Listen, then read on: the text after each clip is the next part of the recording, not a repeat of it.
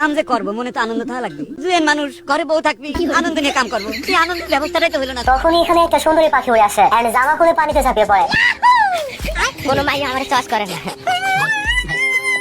এখন সুন্দরীকে পটানোর জন্য কাঠের পাখি পর্যন্ত ডানা মেলে আকাশে ওড়া শুরু করে। তুমি রিয়ালিটি মানে নাও। আর তখন এই বলদের পেছন দিয়ে সুন্দরী পাখি মটকাতে মটকাতে যাইতেছিল। কি মাল যাচ্ছে গো? সুন্দরীর পেছন পেছন এই বলদ ঘরে ঢুকে যায়। সালা ये दुख का खत्म नहीं होता बे। এই বলদের জানলা দিয়ে খেয়াল করে দেখে সুন্দরীকে খাঁচার মধ্যে আটকে রাখছে। আমার রূপে যে আগুন, সেই আগুনে পাগল হবে আমার জামা।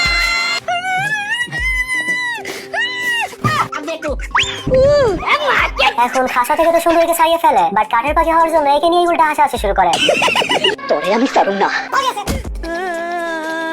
आ गई माल आ गया। বাট গাইস সুন্দরী পাখি আবার একে অ্যাকসেপ্ট করে নেয়। তোমাকে ভালোবাসি, আই লাভ ইউ টু। আমি তোমাকে বিয়ে করতে চাই। শুধু তাই নয়, এদের 3টা বাচ্চা পর্যন্ত হয়ে যায়। এখন আমার প্রশ্ন হচ্ছে, পাখি যদি কাঠের হয় তাহলে বাচ্চা হয় কেমনে?